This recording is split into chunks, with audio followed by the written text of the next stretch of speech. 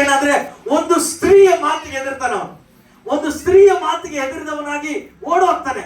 ಆ ದೇಶವನ್ನ ಬಿಟ್ಟು ಓಡೋಗ್ತಾ ಇರುವಾಗ ಒಂದು ಬದರಿ ವೃಕ್ಷದ ಕೆಳಗಡೆ ಕುಂತು ಕಣ್ಣೀರಿನಿಂದ ಅಳ್ತಾ, ಸ್ವಾಮಿ ನನ್ನ ಪ್ರಾಣವನ್ನ ತೆಗೆದು ಬಿಡು ಅಂತ ಹೇಳಿದ್ರೆ ಸ್ವಾಮಿ ಕಾಗೆಗೆ ಆಜ್ಞೆ ಕೊಟ್ಟು ಅವನಿಗೆ ರೊಟ್ಟಿಯನ್ನ ಕಳಿಸ್ತಾನೆ. ಹಲ್ಲೆಲೂಯ. ದೇವದೂತರು ಬಂದು ಅವನ್ನ ಎಬ್ಬಿಸಿ ಹೇಳ್ತಾನೆ, ಏನ್ ಮಕ್ಕಂಡಿ ಎದ್ದಳು, ರೊಟ್ಟಿ ತಿನ್ನು, ನಿನ್ನ ಪ್ರಯಾಣ ಇನ್ನ ಬಹಳ ಇದೆ. ಹಲ್ಲೆಲೂಯ. ಆ ರೊಟ್ಟಿ ಕಾಗೆ ತಂದು ಕೊಡ್ತು ಅವನಿಗೆ.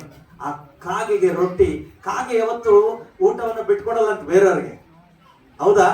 ಆದ್ರೆ ಸ್ವಾಮಿ ಅನ್ಕೊಂಡ್ರೆ ಕಾಗೆಯ ಜೊತೆಗೆ ಅವನಿಗೆ ಕಳಿಸಿದ್ದಾನೆ. ಹಲ್ಲೆಲೂಯ.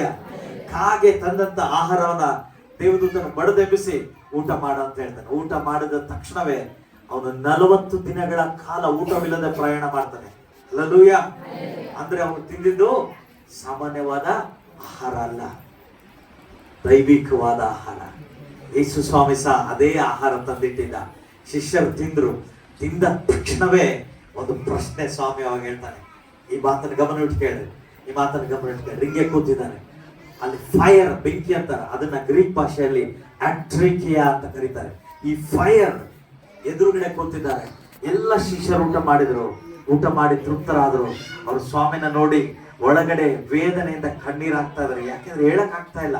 ನಾನು ಮಾತಾಡ್ತಾ ಇರೋದು ಸ್ವಾಮಿ ಹತ್ರ, ಆದ್ರೆ ಧೈರ್ಯ ಇಲ್ಲ ಮಾತಾಡೋಕೆ. ಯಾಕೆಂದ್ರೆ ಸ್ವಾಮಿ ಮಾತನ್ನ ಬಿಟ್ಟು ಏನ್ ಮಾಡಿದಾರೆ ಇವ್ರು, ಮತ್ತೆ ತಮ್ಮ ಹಳೆ ಕೆಲಸ ಮಾಡೋಕ್ ಹೋಗ್ಯಾರ. ಸ್ವಾಮಿ ಅಲ್ಲಿಗೆ ಹುಡ್ಕೊಂಡು ಬಂದಾರೆ ಇವ್ರನ್ನ. ಎಲ್ಲಿಗೆ? ಇವ್ರು ಹಳೆ ಕೆಲ್ಸಕ್ಕೆ ಹೋಗ್ಯಾರಲ್ಲ, ಅಲ್ಲಿಗೆ ಹುಡ್ಕೊಂಡು ಬಂದಾನೆ ಸ್ವಾಮಿ. ಯಾಕೆ? ನಾನ್ ನಿಮ್ಗೆ ಹೇಳಿರೋ ಕೆಲಸ ಏನೋ, ನೀವು ಮಾಡ್ತಿರೋದೇನು ಅಂತ. ಆ ಬೆಂಕಿಯ ಮುಂದೆ ನಿಂತು ಪೇತ್ರನಿಗೆ 3 ಮಾತು ಕೇಳ್ತಾ ಇದ್ದಾನೆ ಸ್ವಾಮಿ. ಪೇತ್ರನೇ, ಈ ಬೆಂಕಿ ನೋಡಿದ್ರೆ ನಿನಗೆ ನೆನಪಾಗ್ತಾ ಇದೆ. ಅಲ್ಲೆಲ್ಲೂಯ್ಯ. ಪೇತ್ರನಿಗೆ ಹೇಳ್ತಾ ಇದ್ದಾನೆ, ಅವನು ನಡುಗ್ತಾ ಇದ್ದಾನೆ. ನಡುಗ್ತಾ ಹೇಳ್ತಾನೆ, ಸ್ವಾಮಿ ನನ್ನ ಕ್ಷಮಿಸು, ನನ್ನ ಕ್ಷಮಿಸು. ಯಾಕೆ ಗೊತ್ತಾ? ಅದೇ ಪೇತ್ರನು 3 ಸಾರಿ ಬೆಂಕಿ ಚಳಿ ಕಾಸುವಂತ ಸ್ಥಳದಲ್ಲಿ ಕೂತು ಕೈಫನ ಆ ಒಂದು ಸಂಸಾರದಲ್ಲಿ ಕೂತವನು ಏನ್ ಹೇಳ್ತಾನಂದ್ರೆ, ನಾನು ಆತನನ್ನ ಅರಿಯೆ, ಈತನ ಯಾರು ನನಗೆ ಗೊತ್ತಿಲ್ಲ ಅಂತ ಹೇಳ್ದ. ಮೊದಲನೇ ಸಾರಿ ಒಬ್ಬ ಸೈನಿಕ ಬಂದು ಕೇಳ್ತಾನೆ, ಒಬ್ಬ ಸ್ತ್ರೀ ಬಂದು ಕೇಳ್ತಾಳೆ, ಒಂದು ಹುಡುಗಿ ಬಂದು ಕೇಳ್ತಾಳೆ. ಕೇಳಿದಾಗ 3 ಸಾರಿ ಪೇತ್ರನು ಈತನ ಯಾರು ನನಗೆ ಗೊತ್ತಿಲ್ಲ ಅಂತ ಹೇಳಿದಂತ ಪೇತ್ರನಿಗೆ ಅದೇ ಬೆಂಕಿ ದೇವರು ಮುಂದೆ ಇಟ್ಟಿದ್ದಾನೆ. Same scene. ಎಲ್ಲಿ ಬೆಂಕಿ ಮುಂದೆ ಈತನ ನಾನು ಗೊತ್ತಿಲ್ಲ ಅಂತ ಹೇಳಿದಾಗ ಕೋಳಿಗೆ ಹೋಗಿತ್ತಲ್ಲ, ಅದೇ ಸೀನನ್ನ ಸ್ವಾಮಿ ಅಲ್ಲಿಟ್ಟು ಮತ್ತೆ ಪೇತ್ರನ ಕೇಳ್ತಾನೆ, ಪೇತ್ರನ ಈಗ ಹೇಳು, ನಾವು ಪೇತ್ರನ ಹೇಳ್ತಾ ಇದ್ದಾನೆ. ಆ ಬೆಂಕಿಯನ್ನ ನೋಡ್ತಾ ಹೇಳ್ತಿದ್ದಾನೆ ಅವನು, ಸ್ವಾಮಿ ನನ್ನ ಕ್ಷಮಿಸು, ನನ್ನ ಕ್ಷಮಿಸು.